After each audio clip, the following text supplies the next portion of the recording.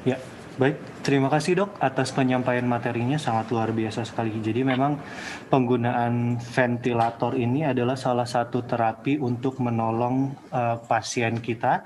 Tapi terkadang alih-alih ingin menolong sebagai seorang perawat, kita harus mampu tahu konsepnya. Kalau tidak, justru kita akan mencelakai atau menciderai si pasien kita. Baik, dok, tetap di dalam room karena nanti kita akan diskusi setelah narasumber kita yang kedua, ya dok. Baik, kita akan masuk ke narasumber kita yang kedua. Tapi sebelumnya saya ingin ingatkan kembali kepada rekan-rekan, untuk yang ingin bertanya bisa melalui dua cara. Yang pertama bisa bertanya di kolom chat, jadi rekan-rekan bisa sampaikan pertanyaan di kolom chat, atau nanti akan ada kesempatan kami berikan secara langsung kepada rekan-rekan untuk bertanya kepada narasumber kita secara langsung dengan cara raise to hand atau tap to speak, ya. Jadi nanti panitia akan memilih dari rekan-rekan siapa yang bisa bertanya secara langsung kepada narasumber kita. Sebelum kita masuk ke narasumber kita yang kedua, kita akan break sebentar.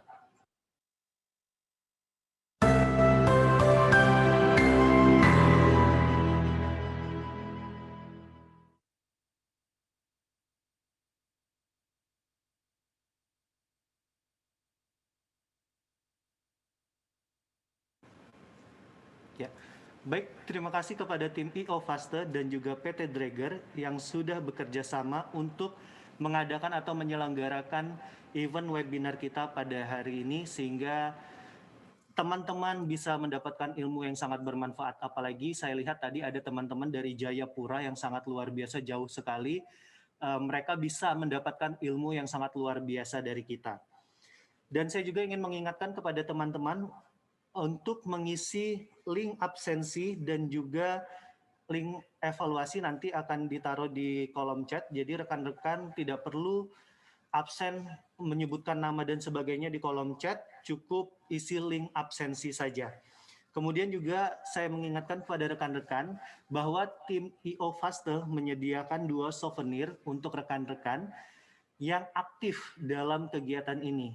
Jadi nanti buat rekan-rekan yang aktif, baik yang bertanya langsung, dan juga tentunya kehadiran paling lama di room webinar kita, itu akan mendapatkan souvenir dari tim IO Faster.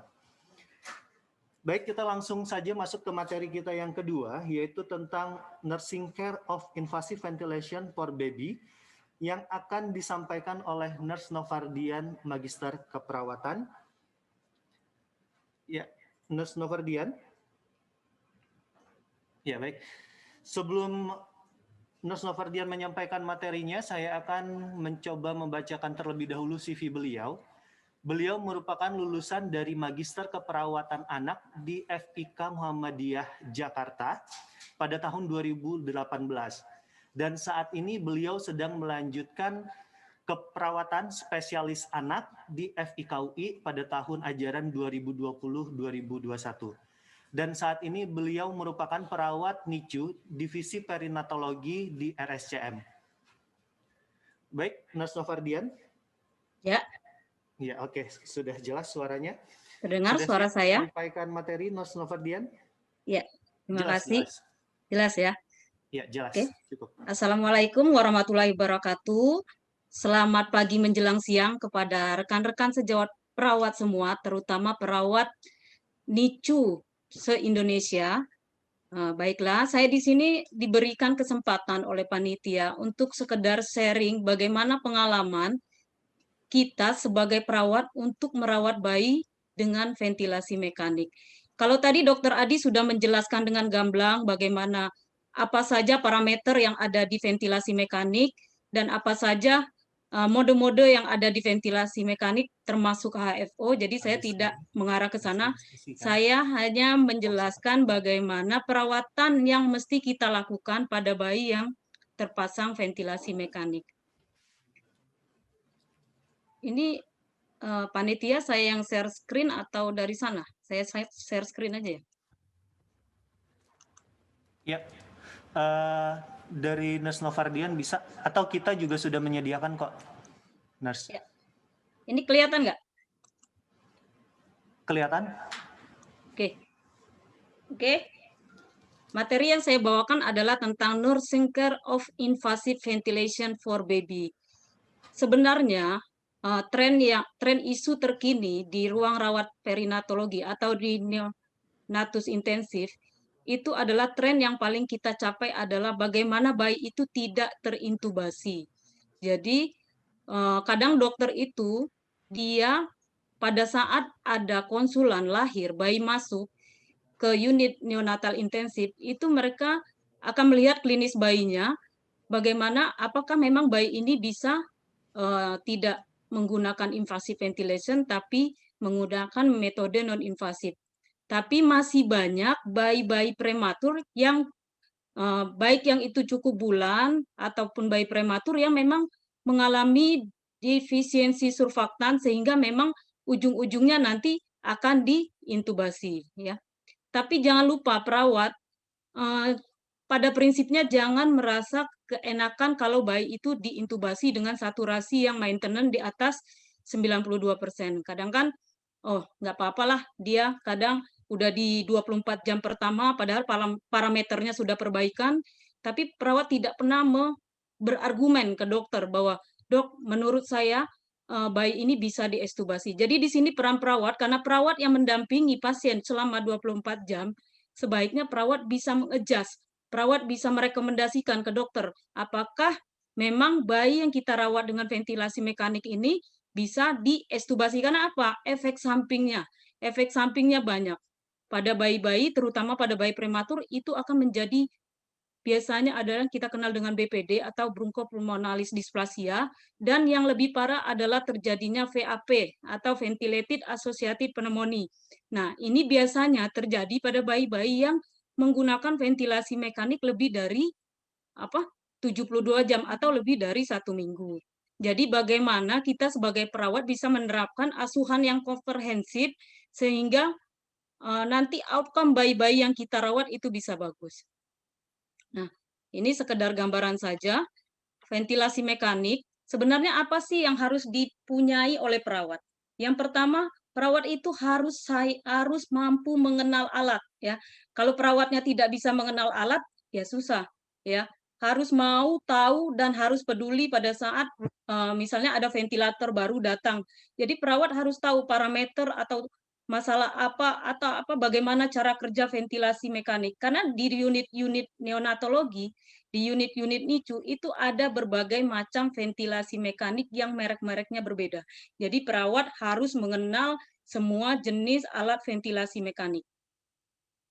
Dan perawat itu harus sebagai kacamata, mempunyai kacamata sendiri, dia bisa mengenal kondisi bayi. Kalau perawat yang sudah lama, atau yang perawat yang sudah terlatih, atau perawat yang sudah lama memegang bayi dengan ventilasi mekanik, dia pasti punya seni sendiri, dia pasti punya kemampuan sendiri untuk menilai kondisi dari bayi tersebut. Jangan lupa komunikasi. Komunikasi ini penting. Jadi kita tahu tapi kita tidak sampaikan ke dokter. Jadi dokter adalah rekan sejawat yang bisa menyebabkan bahwa keberhasilan kita sebagai perawat yang merawat bayi dengan ventilasi mekanik itu bisa menjadi lebih baik. Jadi komunikasi itu sangat penting. Nah, ini juga kolaborasi. Jadi kolaborasi antar tim yang ada di neonatus atau di ruang rawat yang merawat bayi dengan ventilasi mekanik. Nah, tadi sebenarnya sudah dijelaskan oleh Dr. Adi apa itu ventilasi mekanik, indikasi dia harus terpasang ventilasi mekanik. Jadi kebetulan ini gambar yang saya tampilkan adalah ventilator. Jadi ventilasi mekanik ini ada 2 model. Dia hanya yang khusus satu ventilasi mekanik tanpa HFO, tapi ada juga ventilator yang tadi sudah dijelaskan Dr. Adi, dia bisa langsung dengan HFO langsung. Jadi kita tidak harus ganti-ganti alat. Nah, kalau yang satu ini adalah murni dia alat high frequency oscillatory. Jadi harus tahu nih, oh nanti kalau di rumah di ruangan disediakan ventilator, tapi ternyata di antara ventilator-ventilator itu ada yang ventilator dengan HFO, tapi perawatnya nggak tahu. Jadi pada saat bayinya perburukan, CO2-nya meningkat, butuh pemasangan HFO, malah ganti alat. Padahal ternyata ventilator yang dipasang si bayi adalah ventilator yang bisa langsung di rumah, mode-nya menjadi HFO. Jadi itu juga harus dikuasai oleh perawat. Nah, apa sih yang harus dipunyai perawat? Apa sih yang harus dipegang oleh perawat di NICU sehingga bisa merawat bayi dengan ventilasi mekanik. Yang pertama adalah perawat itu harus terlatih. Jadi jangan adik perawat baru yang baru datang yang belum pernah pakai ventilasi mekanik ditarik tiba-tiba ditaruh di NICU yang tidak kenal alat ya. Dia tidak tahu situasi dan lingkungan. Nah, udah rusak itu ya. Jadi jangan karena kebutuhan tenaga, kebutuhan SDM, tapi kita harus memang perawat-perawat yang merawat bayi di NICU itu adalah perawat-perawat yang terlatih. Ya paling tidak dia sudah kenal, sudah tahu situasi yang ada di ruang NICU. Terus yang kedua, sebagai perawat yang merawat bayi dengan ventilasi mekanik, dokumentasinya harus baik ya. Dokumentasi yang benar karena catatan perkembangan bayi itu tercatat di catatan keperawatan karena perawat itu yang 24 jam di samping bayinya. Terus bagaimana perawat harus mengenal teknik suction yang benar karena berhubungan dengan nanti kalau suction tidak benar ini juga bisa menyebabkan kegagalan kita untuk memperbaiki kondisi bayi karena banyak troubleshooting yang terjadi hanya karena melakukan suction via ETT. Dan satu lagi yang paling penting, perawat harus mengenal yang namanya istilah DOPES atau DOPES ya. Nanti saya uraikan satu-satu. Nah, yang dimaksud dengan perawat yang terlatih ya tadi saya sebut mengenal alat, mengenal penempatan ETT yang benar, terus dia tahu menyeting monitor alarm limit ya. Karena ini sering terjadi di ruang rawat itu perawat kadang pada saat dia menyiapkan alat ventilasi mekanik, dia tidak menyeting alarm limit. Nah, ini yang bisa menyebabkan kebisingan di ruang NICU ya. Yang jatuh-jatuhnya bisa menyebabkan kita juga memperburuk kondisi bayi karena kebisingannya lebih dari 55 desibel sehingga nanti bayinya outcome-nya akan menjadi tuli ya. Yang paling penting juga dalam perawatan bayi dengan ventilasi mekanik adalah handling dan positioning. Nah, ini yang menentukan dan ini merupakan ranah perawat dalam merawat bayi dengan ventilasi mekanik. Nah, pada saat operan ini ada hal yang sangat penting yang harus teman-teman operkan. Jadi jangan hanya mengoperkan itu tindakan yang menjadi PR ya. Tindakan misalnya tindakan medis misalnya belum mengambil darah, belum periksa AGD. Jadi bukan hanya itu. Jadi pada saat operan kita harus berada di samping bayinya langsung. Pada saat operan kita harus berdiri di samping bayi dan melihat kondisi bayi. Lakukan teknik operan dengan teknik SBAR, Situation Background Assessment Recommendation ya. Itu yang paling benar. Terus dokumentasikan setting ventilator pada saat dimulai shift jaga ya. Jadi kita dokumentasikan pada saat kita memulai shift jaga, dokumentasikan misalnya ukuran ETT, kedalaman ETT, posisi ETT, panjang ETT, dan fiksasi ETT. Nah, ini kadang terlupa oleh perawat bahwa keadaan-keadaan seperti ini sebenarnya adalah salah satu faktor yang mendukung keberhasilan bayi itu dalam menggunakan ventilasi mekanik.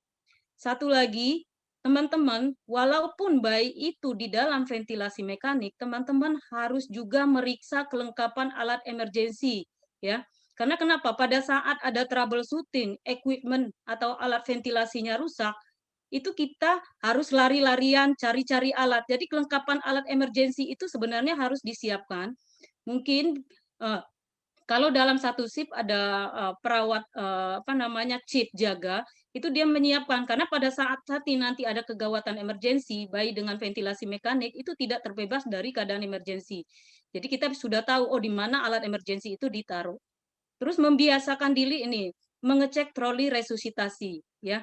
Harusnya kita cek nih troli resusitasi, pastikan perawat yang jaga itu udah familiar dengan alat-alat yang ada di troli resusitasi. Terus cek neopub dengan setting yang sudah disiapkan. Jadi sebenarnya yang ideal, ini saya ambil dari clinical guideline salah satu rumah sakit, itu mereka ternyata di setiap bayi yang terpasang ventilasi mekanik itu mereka menyiapkan tipis resuscitator. Maaf ya saya menulisnya itu merek dagang Neopub. Jadi mereka menyiapkan tipis resuscitator yang sudah siap sedia untuk dipakai. Coba pengalaman mungkin teman-teman yang pernah praktek di ruang NICU atau di ruang perinatologi pada saat bayinya tiba-tiba terjadi blocking lendir, yang kita cari adalah tipis resuscitator untuk dilakukan VTP, jadi kita menghabiskan waktu berapa banyak. Itu yang kadang-kadang menyebab analisa saya yang menyebab kadang-kadang bayi itu yang tadinya parunya udah mengembang tiba-tiba kolap yang lama karena kita tidak menyiapkan alat-alat di samping bayi pada saat memang bayi itu pasang ventilasi mekanik. Jadi jangan berpikiran bahwa bayi-bayi yang sudah dengan ventilasi mekanik ini akan aman, akan tidak ada kasus kegawat dauratan atau emergensi. Ya, jadi kalau misalnya menyeting tipis resusitator, ya kita setting misalnya kalau bayi untuk cukup bulan, pressure puncaknya kita setting 30, tapi kalau bayi kurang bulan, itu PIP-nya kita setting 20 dengan PEP itu tidak kurang dari 5. Nah, ini yang sering lupa juga. Kadang-kadang kita nggak ngeh. Pastikan ventilator juga terhubung dengan UPS, ya. Terus sirkuit ventilator itu tidak melingkar-lingkar atau kusut. Itu juga mempengaruhi ternyata. Mempengaruhi keefektifan setting ventilator yang diberikan ke bayi. Kadang-kadang kan karena kabel-kabelnya banyak, itu kita sirkuit ventilator itu muter-muter, melengkung-melengkung. Nah, itu juga diperhatikan ya. Nah, yang selanjutnya yang paling penting juga pada saat kita melakukan perawatan dengan bayi dengan ventilasi mekanik, jangan lupa kita harus tetap menjaga suhu chamber itu di set 37 derajat Celcius. Nah, kadang-kadang gini, kadang-kadang mungkin karena kita repot, kadang-kadang karena yang jaga sedikit, memang kita kadang-kadang aware-nya kita sebagai perawat itu hilang kadang-kadang. Tapi paling tidak teman-teman tahu bahwa kalau kita memberikan ventilator dengan suhu chamber kurang dari 37, itu secara tidak langsung kita juga sudah merusak paru bayi, sehingga nanti bayinya itu outcome-nya akan lama dia pakai ventilator. Karena apa? Ventilasi mekanis yang melewati jalan napas buatan itu dia membutuhkan pelembapan dan penghangatan. Nah, jadi kalau dilihat di sini, kalau dia di naso itu suhunya 31, dia begitu sampai di trakea itu suhunya 36 derajat Celcius. Nah, yang dibutuhkan di fili-fili paru atau di alveolus itu kita butuh dia 37 derajat Celcius. Nah, tapi jangan heran, pada saat teman-teman menyeting misalnya, kan ada chamber itu ada 2 tipe. Satu yang teman-teman bisa set sendiri, satu yang otomatis. Kalau yang bisa set sendiri, ini yang secara manual, itu airnya ya, itu kita masukkan secara manual. Nah, ini juga yang sering menjadi masalah atau troubleshooting yang sering kelupaan. Pada saat chambernya itu diisi manual, kadang-kadang kita lupa. Dia loss karena kita sibuk mengerjakan yang lain, airnya penuh. Tahu-tahu bayinya megap-megap terlihat, terus pengembangan dada tidak ada, airnya sudah sampai di sirkuit. Jadi hati-hati dengan tipe pengisian chamber yang manual. Ini yang jadi kadang-kadang menjadi masalah yang kita tidak sadari, ya. Selanjutnya, chamber ini harus kita nyalakan 15 sampai 30 menit sebelum digunakan ke pasien agar dia bisa mencapai suhu 37. Jangan dan memang kejadian di lapangan kadang-kadang kita mengeset suhu chamber ini pada saat pasiennya masuk. Jadi sebenarnya nggak benar. Jadi pada saat kita menerima konsulan mau disiapkan bayi lahir, mau masuk ke NICU, itu suhu chambernya sudah kita nyalakan dengan setting ventilator yang standby, tapi chamber harus kita nyalakan 15 menit sebelum bayi masuk. Ya, itu yang harus diperhatikan juga oleh perawat.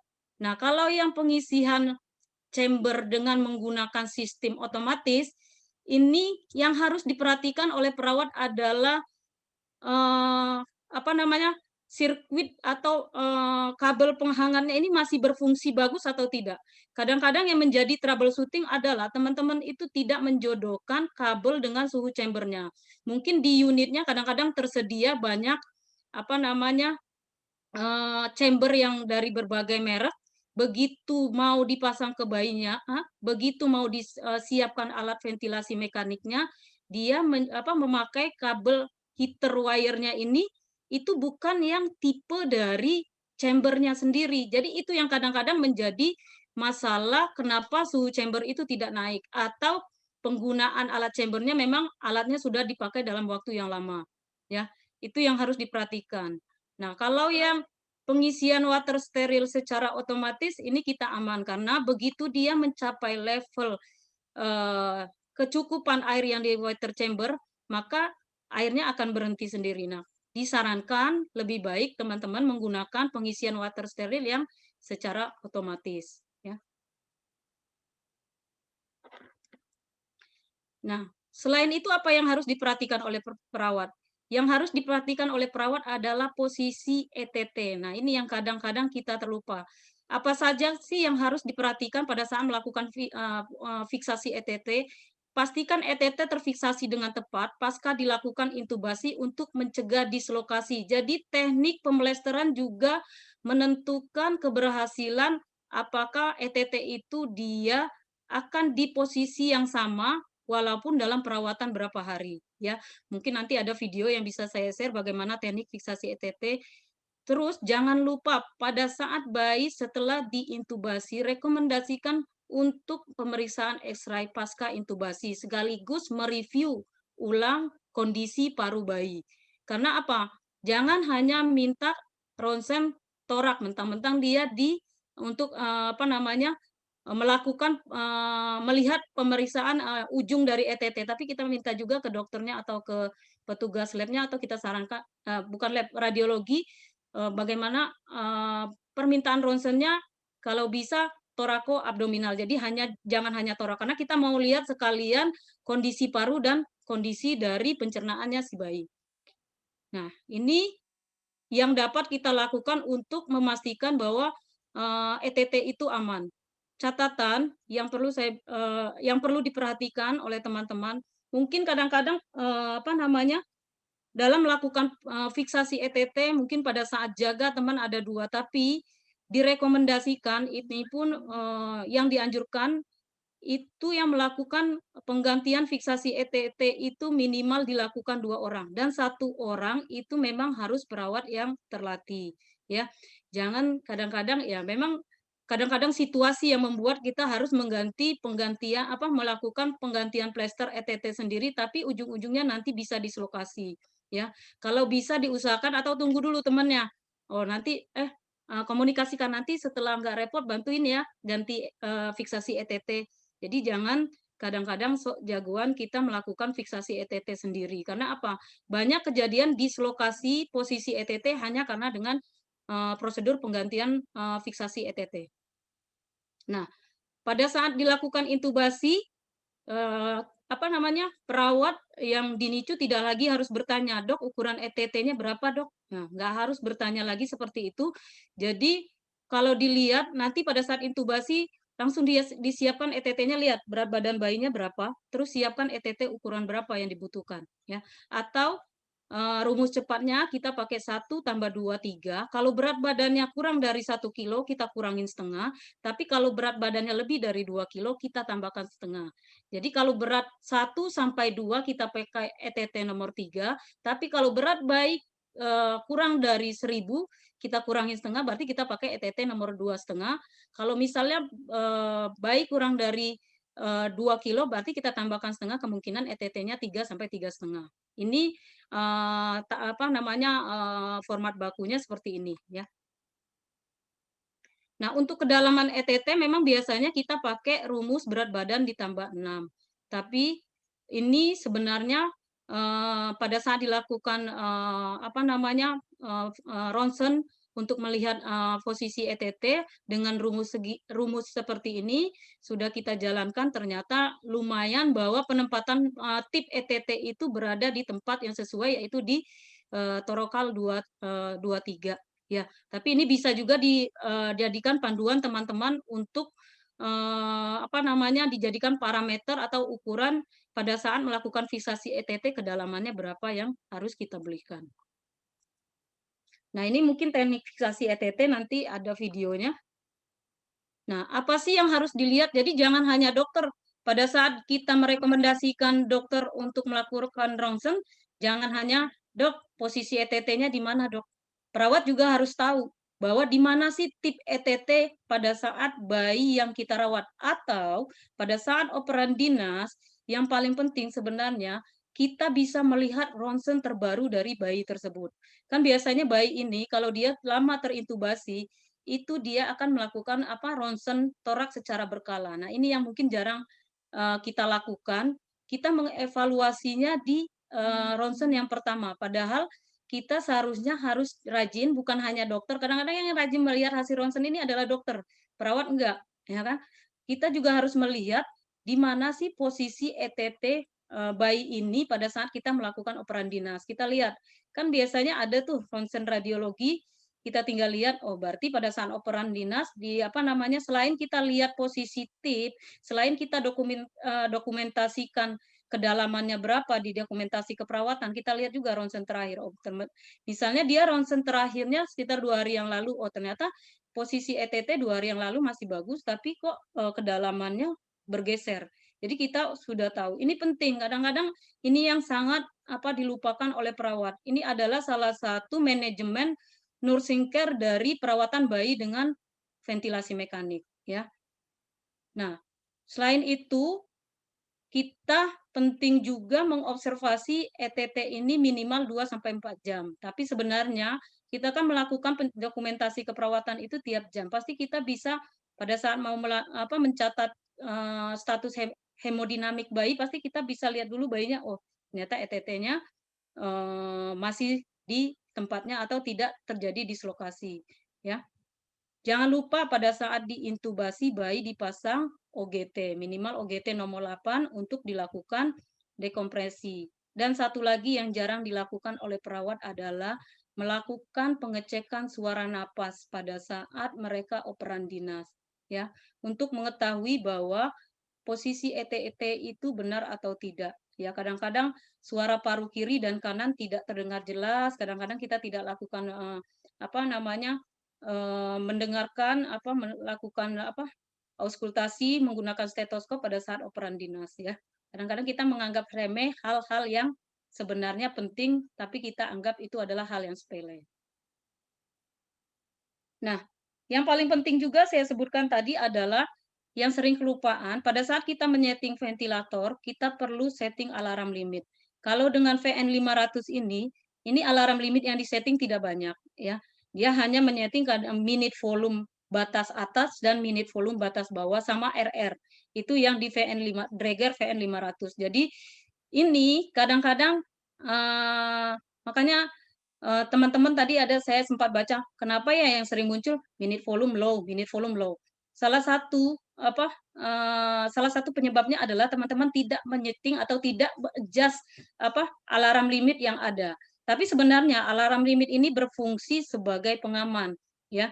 Kalau dia alarm tinggal kita laporkan, terus kita lihat kondisi bayi. Oh, ternyata minute volumenya mulai melonjak, parameter mana ini yang mengakibatkan minute volume ini menjadi melonjak, sehingga alarm limitnya ini berbunyi. Jadi jangan mengikuti respon bayi yang ada di ventilator, begitu minute volumenya naik, biar nggak alarm, aku naikin aja lah batas atasnya, jangan. Jadi kita menganalisa kenapa minute volumenya naik, apakah memang paru-paru bayinya sudah mulai perbaikan, ya. Kemungkinan kan kalau minute volume meningkat, otomatis usaha napas bayi sudah mulai ada, sehingga kita bisa turunkan RR, sehingga kita bisa rekomendasikan ke dokter, "Dok, ini bayinya udah ada napas spontan, Dok. Apakah mungkin, Dok, RR-nya kita turunkan?" Atau mungkin juga tadi minute volume dengan dikali tidal volume itu kan menghasilkan nilai minute volume, apakah tidal volumenya bisa kita rekomendasikan ke dokter bisa diturunkan, gitu ya. Jadi teman-teman, parameter alarm limit ini juga harus disetting sesuai dengan setting bayi yang sekarang. Jadi kalau ada perubahan setting, alarm limitnya juga harus disetting agar tidak berbunyi-bunyi berbunyi berulang menambah kebisingan di ruang perawatan ya. Nah, tapi satu lagi kunci saya ingatkan sekali lagi, jangan mentang-mentang alarm limitnya berbunyi terus-menerus kita ngikutin nih. Misalnya di atas 0,40 setting aja di atas 0,40 padahal sebenarnya itu adalah pertanda bahwa kita bisa merekomendasikan ke dokter apa sih yang terjadi dengan bayi ini atau apa sih yang harus dilakukan atau apa sih yang terlihat dari bayi ini sehingga minute volume atau parameter yang lain ini meningkat. Nah, ini untuk alarm setting untuk ventilator tipe lain. Ini ada rumusnya, biar dia tidak alarm. Ini bukan ventilator yang VN500 yang milik Draeger, ini ada merek lain yang bisa kita set alarm limitnya. Jadi ada ventilator yang parameter alarm limitnya hanya 1 atau 2, tapi ada juga ventilator yang alarm limitnya kompleks, banyak. Ya, jadi kita harus tahu bagaimana menyeting alarm limit. Atau ada juga ventilator yang bisa dia langsung auto set, itu yang enak. Jadi begitu kita merubah setting, kita tekan auto setnya, dia langsung menyesuaikan alarm limit sesuai dengan setting yang kita rubah. Ya, jadi penyetingan alarm limit ini jangan dianggap remeh, karena ini adalah sebagai parameter, sebagai pengingat perawat pada saat merawat atau menjaga bayi dengan ventilasi mekanik. Ya, nah ini di gambar ini kalau dilihat ada alarmnya, dia bilang pressure limited atau airway obstructed. Nah, teman-teman harus rajin melihat parameter-parameter alarm. Kalau dia pressure limited, ini tadinya kalau dia garisnya warna dari tulisannya itu sudah hijau, berarti baru saja terjadi, sekarang sudah lewat. Itu berarti kalau pressure limited ini biasanya adalah PMAC-nya. PMAC-nya tidak kita atur. Padahal ini modelnya kebetulan tadi yang dijelaskan oleh Dr. Adi, ini adalah mode PCAC dengan volume garansi. Dia mengeset PMAC-nya itu 25. Nah, ini perawat juga sebenarnya harus tahu bahwa kita kan mencapai VTE per kilo bayi itu kita minta di range 6 sampai 4 sampai 6 mili per kilo. Itu dikalikan ke berat badan dengan minute volume 0,24 sampai 0,36. Tapi kalau pada saat di perjalanannya terpasang ventilasi mekanik, tiba-tiba ada tulisan pressure limited. Nah, ini ada yang salah. Berarti bayi itu dengan tidal volume itu seperti yang ada di monitor, dia di-set tidal volumenya 2,8 ya. Ternyata bayi ini untuk mencukupi tidal volume 2,8 dia membutuhkan PIP yang lebih dari 25 ya. Jadi teman-teman perawat harus aware merekomendasikan ke dokter, "Dok, ini ternyata untuk mencapai tidal volume 2,8 ini dia butuh lebih dari 25. PMAC-nya aku ini ya, Dok, aku naikin 2 boleh, Dok?" Gitu. Terus kita lihat rata-rata PIP-nya berapa. Kalau dia rata-rata PIP-nya di atas 25, misalnya 27, 28, itu kita bisa set PMAC-nya itu di 28 atau di 30. Tapi jangan lupa teman-teman, jangan begitu teman-teman sudah mengeset terus teman-teman lupa. Begitu tiba-tiba PIP-nya turun, dia hanya butuh sekitar misalnya dia hanya butuh sekitar 20, 18, teman-teman harus mulai lagi ngeset PMAC-nya diturunkan kembali. Karena kenapa? Nanti bisa terjadi lonjakan sehingga dia bisa memberi tidak membatasi pressure puncak yang diberikan kalau kita tidak set ulang PMAC-nya. Jadi teman-teman harus sering-sering memperhatikan parameter ventilasi yang ada di ventilator ya. Kalau airway obstruktif ini bisa jadi penyebabnya banyak ya. Bisa jadi kondensasi di sirkuit ventilator, bisa jadi karena ada obstruksi lendir. Jadi harus kita aware ini alarm ini berfungsinya itu kita mengetahui kondisi bayinya ini ada masalah apa. Jadi kita harus benar-benar segera melihat alarmnya kenapa ya, seperti itu. Ini yang dicontoh hanya saya tampilkan kebetulan ada pressure limited sama airway obstructive. Nah, yang paling penting juga kalau pada bayi yang kita rawat dengan ventilasi mekanik adalah positioning. Jadi penelitian yang terkait posisi ini sudah banyak. Dan teman-teman mungkin sudah tahu, sudah sering mendengar bahwa posisi yang paling bagus untuk ekspansi paru adalah posisi pronasi ya. Nah, Jadi bagaimana bukan berarti bayi dengan ventilasi mekanik itu adalah bayi yang tidak bisa kita posisikan, ya. Bukan berarti dia terpasang ventilasi mekanik, bayi ini harus posisi supinasi terus-menerus, ya. Jadi yang paling penting adalah merawat bayi itu adalah dengan mengurangi tingkat stresor dan mengurangi pengeluaran energi yang berlebihan pada bayi, ya.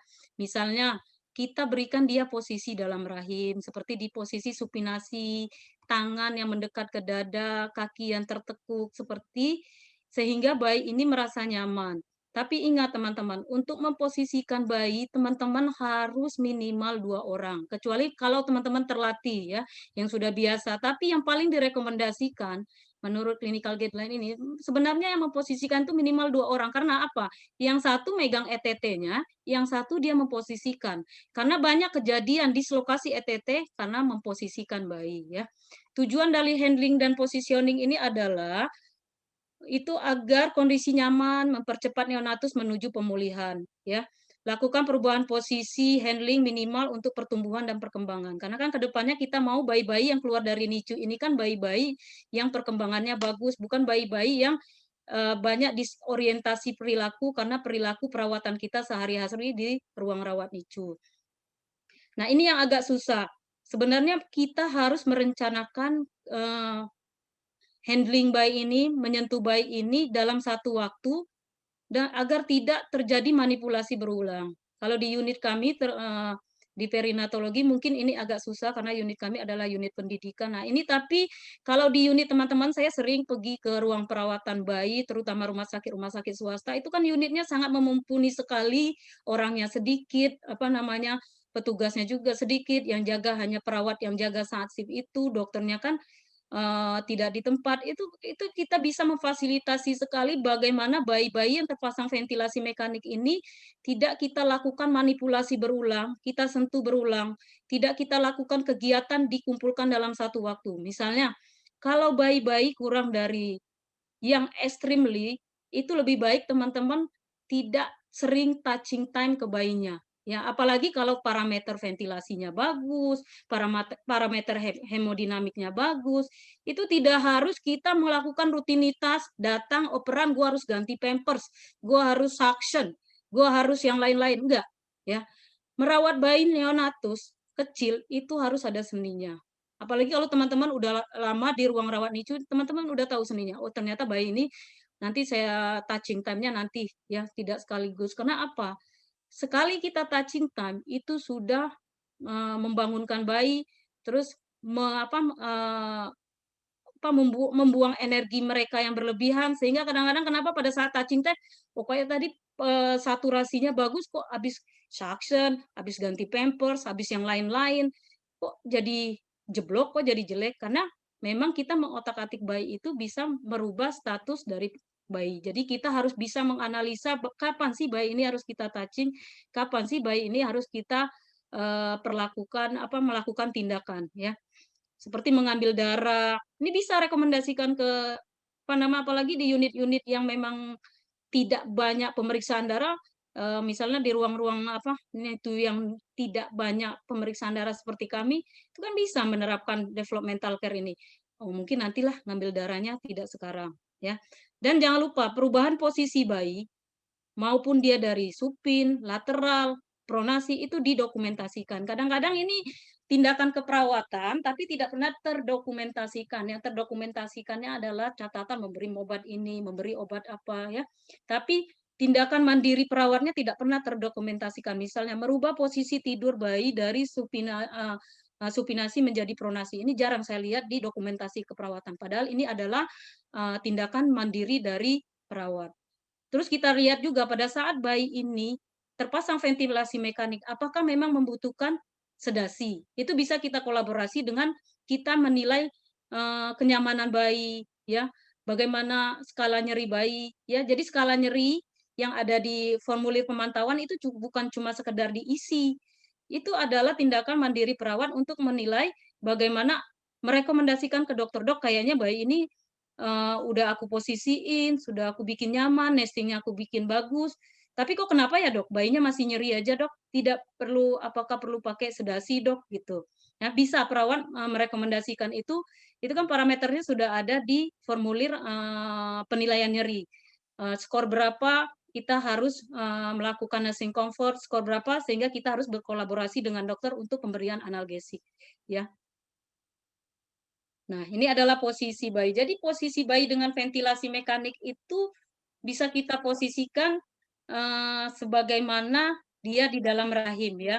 Bisa prone, bisa apa, lateral, kiri kanan, ya.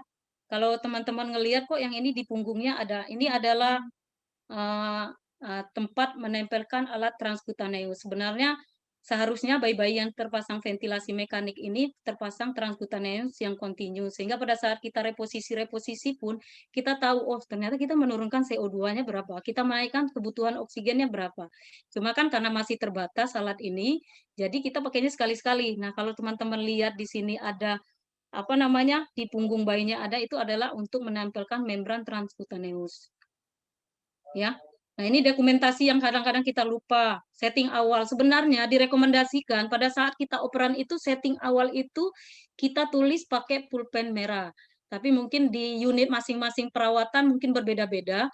Karena biar kita tahu pada saat ada perubahan, kadang-kadang kan yang kita tulis adalah tanda pandang naik ke atas, tanda pandang naik ke bawah. Kadang-kadang dicatat di dokumentasinya model dirubah. Sebenarnya kalau menurut rekomendasi dari clinical guideline yang saya ambil ini, jadi mereka itu pada saat dinas mereka kasih pencatatan tuh, misalnya di jam 9 mereka mencatat di shift awal, settingnya seperti ini. Nanti pada saat perubahan selanjutnya dia pakai pulpen merah. Jadi pada saat kita melihat trennya bayi ini lebih gampang.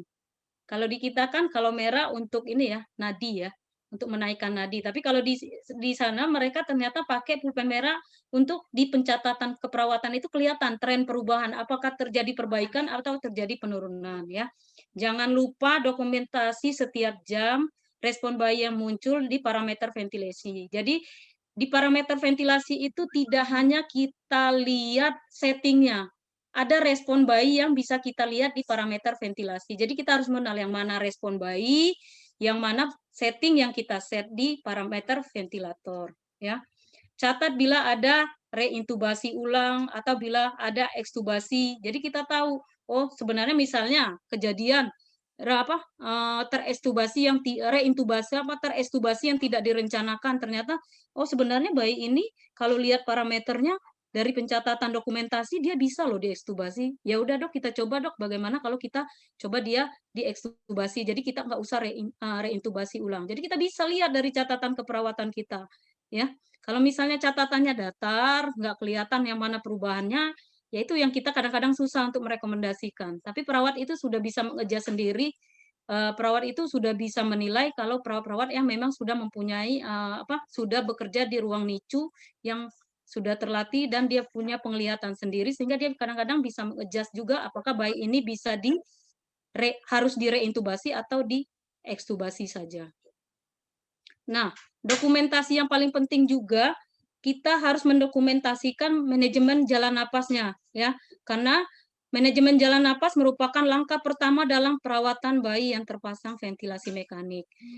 Gangguan pada jalan napas menyebabkan masalah oksigenasi, trauma jalan napas, dan kematian. Jadi pada saat operan, ingat lagi kita kaji warna bayinya seperti apa, kan teman-teman udah ngerti tuh, perfusi bagus, tonus ototnya, aktivitas, bayinya nyeri apa enggak. Karena kadang-kadang DPJP, dokter-dokter itu mereka sangat memperhatikan sekali tingkat kenyamanan bayi yang terpasang ventilasi mekanik. Karena keberhasilan dari menggunakan ventilasi mekanik ini juga dilihat dari kenyamanan bayi. Kalau bayinya nggak nyaman, dia dengan setting yang diberikan tidak sesuai, otomatis setting yang kita kasih ke bayinya itu tidak akan tercapai sesuai target yang kita berikan. Karena apa? Bayinya tidak nyaman, ya. Dan observasi juga keadaan umum. Terus observasi sinkronisasi, ya tadi yang seperti dokter Adi bilang, apakah ada auto triggering. Nah, ini dicari auto triggering-nya ini penyebabnya apa, ya. Kadang-kadang banyak hal yang menyebabkan auto triggering, bisa jadi juga karena alatnya, bisa juga kadang kita naikkan slope atau flow itu kadang-kadang dia nurut tuh RR-nya sesuai dengan yang kita setting. Tapi kadang-kadang kebanyakan ini auto triggering ini dari kondensasi air yang ada di sirkuit ventilator, ya. Dan jangan lupa juga kembali lagi diingatkan auskultasi suara napas, catat frekuensi dan usaha napas, dan catat dokumentasi, dan yang paling penting teman-teman harus melihat tingkat kebocoran, leak, leak yang ada di ventilator. Bila leak-nya lebih dari 30%, kemungkinan ini adalah posisi ETT-nya bisa jadi sudah kekecilan atau ada kebocoran.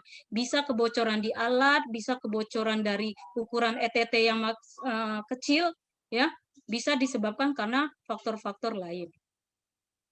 Nah, yang tidak kalah pentingnya pada saat kita melakukan perawatan bayi dengan ventilasi mekanik adalah bagaimana perawat itu mampu mencegah jangan sampai bayi itu terjadi ventilator acquired pneumonia atau yang kita kenal dengan VAP. Karena kalau bayi kita udah terkena VAP ya sudah, alamat. Dia bisa lama, bisa lebih dari 2 minggu dia dengan ventilator. Kadang-kadang bayi awalnya dia tidak ada infeksi, tahu-taunya selama dalam perjalanan dia terpasang ventilator, dia menjadi VAP. Ada beberapa langkah yang dapat kita lakukan sebagai perawat kalau merawat bayi dengan ventilasi mekanik sehingga tidak bisa mengurangi kejadian, bukan mencegah ya, mengurangi kejadian VAP. Ternyata pada bayi yang dengan ventilasi mekanik itu sangat bagus kalau posisinya itu kita posisikan 15 sampai 30 derajat. Karena signifikansi tempat tidur berkolerasi dengan kurangnya mikroorganisme yang aspirasi ke saluran napas. Jadi posisi bayi itu bagusnya 15 sampai 30 derajat kalau dia memang terpasang ventilasi mekanik. Terus disarankan juga menurut clinical guideline ini kita melakukan penyedotan ETT itu kita sedot yang ini dulu dari mulut. Biasanya kan karena kita berpikir oh sedot ETT dulu karena ETT kan steril.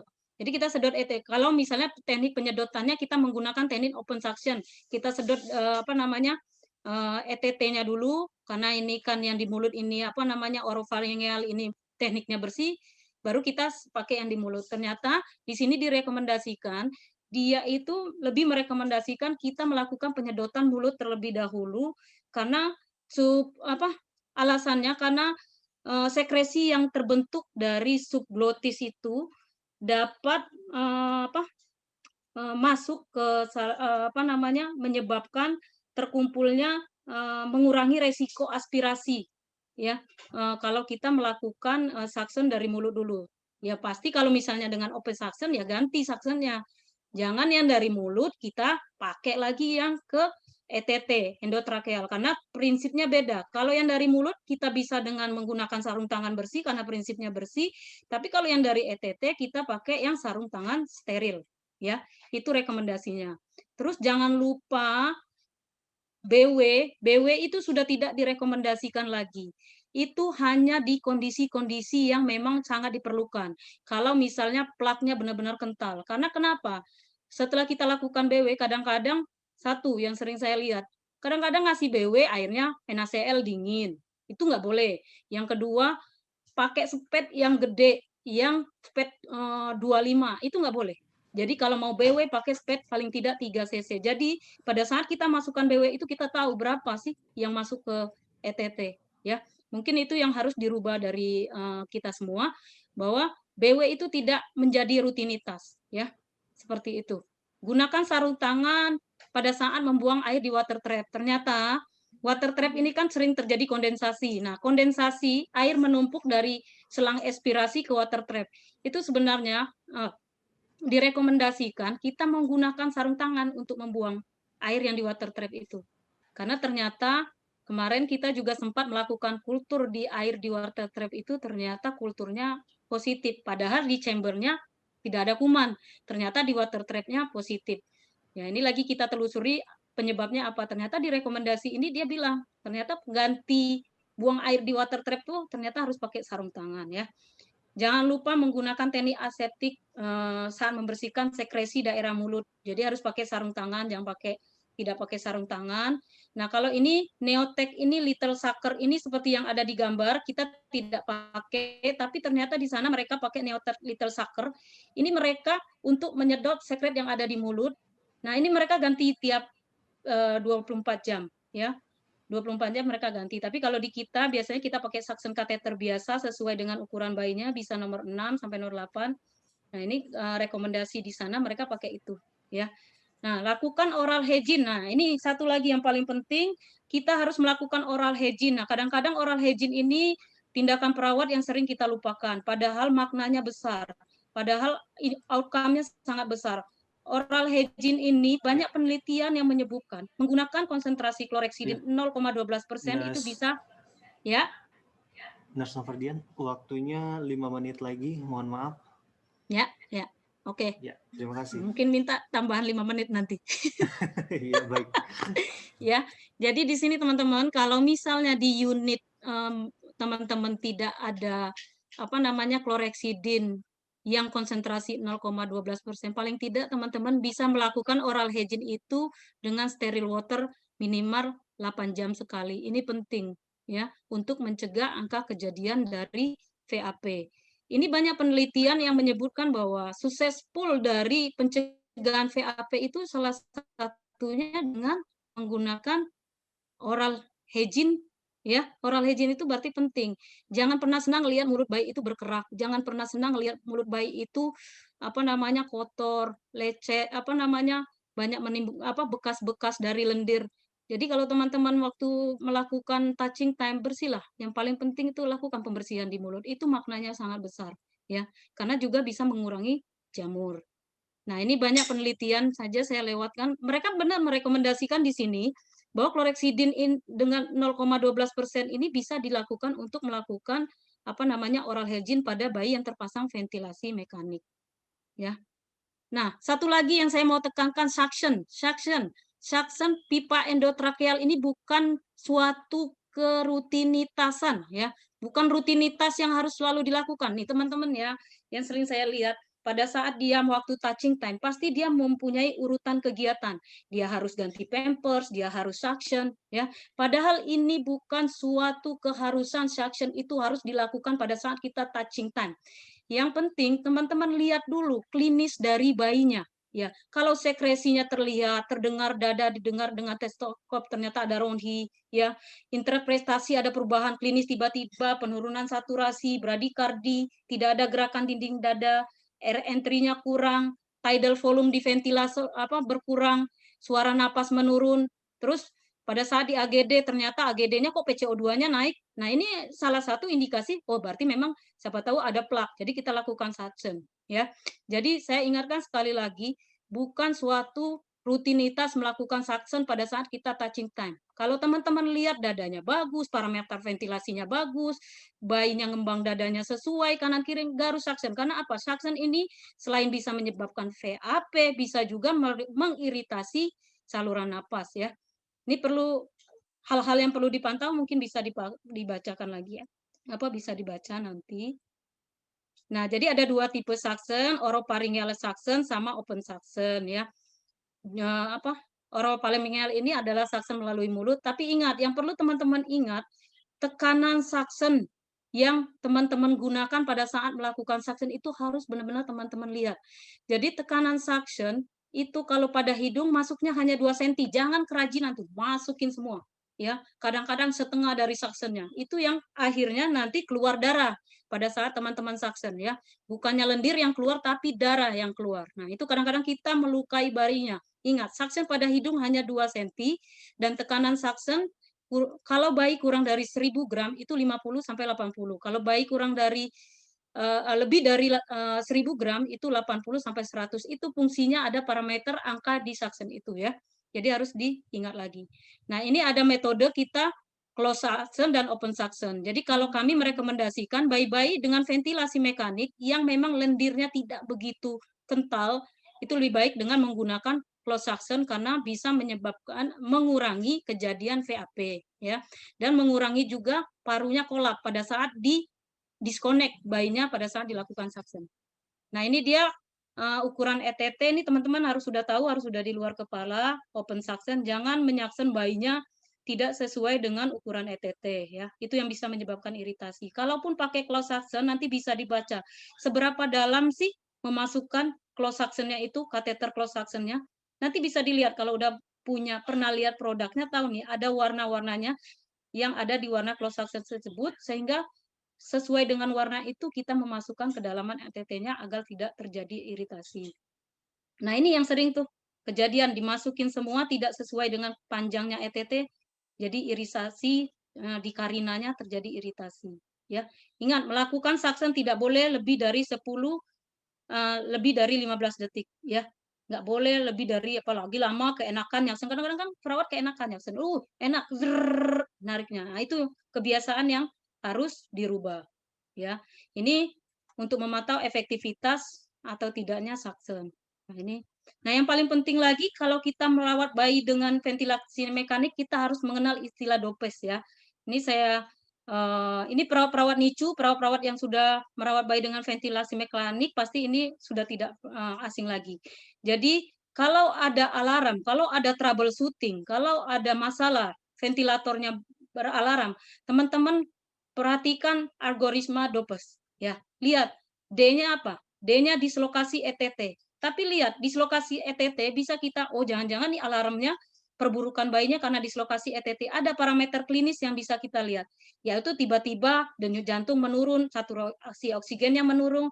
Yang paling jelas adalah hilangnya gerakan dinding dada. Terus leak-nya 100% yang di ventilasi mekanik.